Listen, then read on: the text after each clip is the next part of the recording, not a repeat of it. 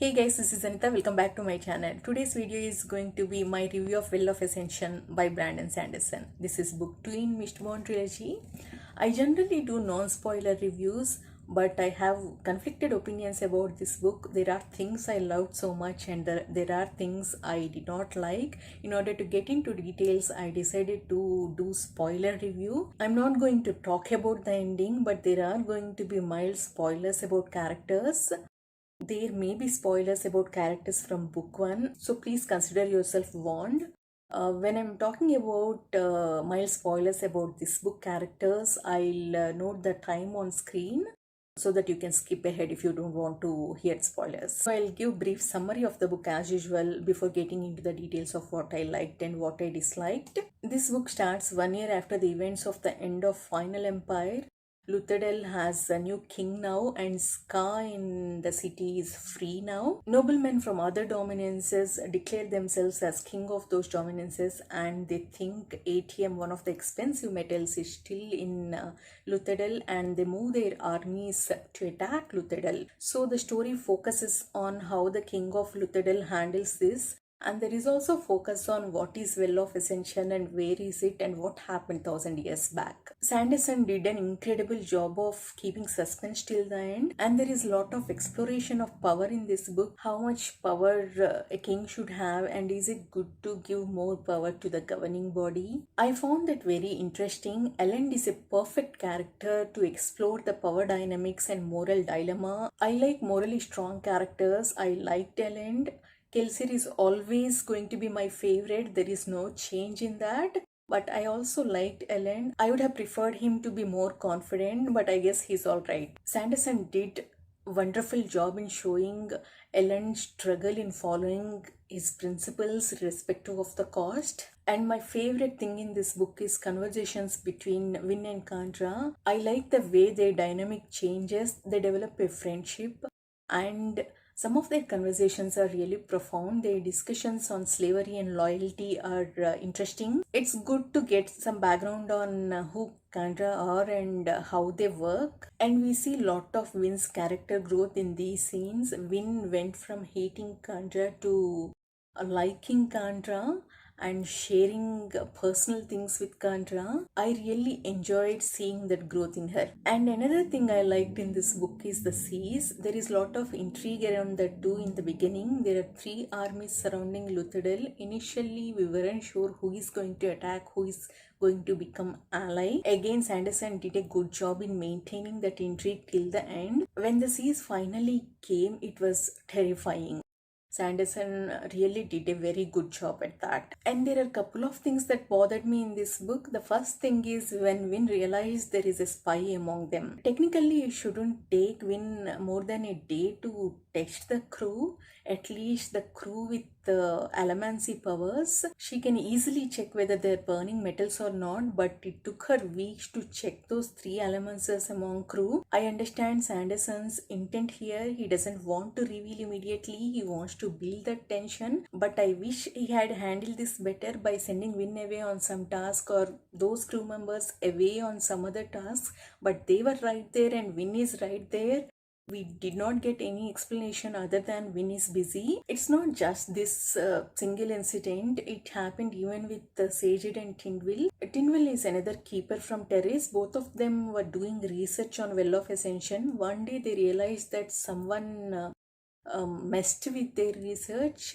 When they figured out, they got interrupted, but after that they immediately forgot about that. They did not deal with that situation. That won't get addressed until the end. I felt Sanderson intentionally kept it that way to keep the tension till the end. It made characters look sloppy to me. I wish he had handled these things better. It felt like Sanderson sacrificed characters' intelligence in order to build up the tension. And my another problem is with repetition. Sanderson keeps on explaining things, be it magic system, iron pulling or steel pushing, or world building things like ash falling. But what bothered me most is explaining things in the middle of a serious action scene. He already explained the concept that metal in the body can be pulled or pushed.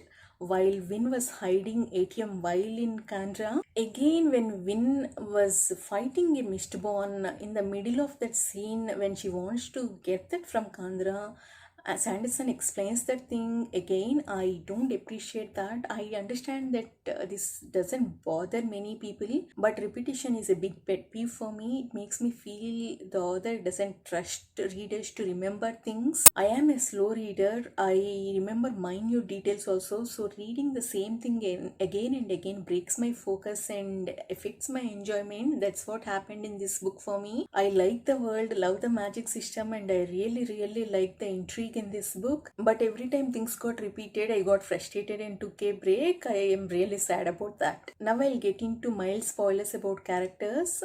I'll display the time on screen. You can skip ahead if you don't want to hear spoilers. When it comes to secondary characters, I really liked Tindwell. She's a fantastic character and she has more clarity and made all right decisions. I'm not talking about her interactions with Ellen, but I'm talking about her discussions with Saged about the research they were doing. Her arguments made more sense to me than Sage's arguments. I wish she had survived the series. I understand Sanderson introduced her character only to push Sage to the edge, but Tindwell is a very compelling character. Though I loved Sage in book 1, though I am more invested in him, I wish Tindwell is the one who has survived. And another Mistborn, Jane, is introduced in this book. I heard about Jane before even starting Final Empire, so I was expecting him to play a bigger role in overall plot, but it felt like his character is introduced only to create conflict between Win and Ellen, and we did not get many details from his past. There is some intrigue there about what Zane calls God. I hope we get more details in next book. And we didn't see much of other crew members. We barely saw Dawson. I understand his need to keep distance from Ellen. As long as his effort goes towards common cause, I'm alright with that. I did not understand why it was highlighted that Dawson wanted to be a leader. We got that in Sage's POV at the end. Sage thinks that he is bitter towards Ellen because he wants to be the one to lead the crew after Kelsier. I did not really think it was necessary because we did not see anything that justifies that statement, and I did not understand the timing of that statement because Dawson was fighting for Luthadel and he was about to die for Luthadel.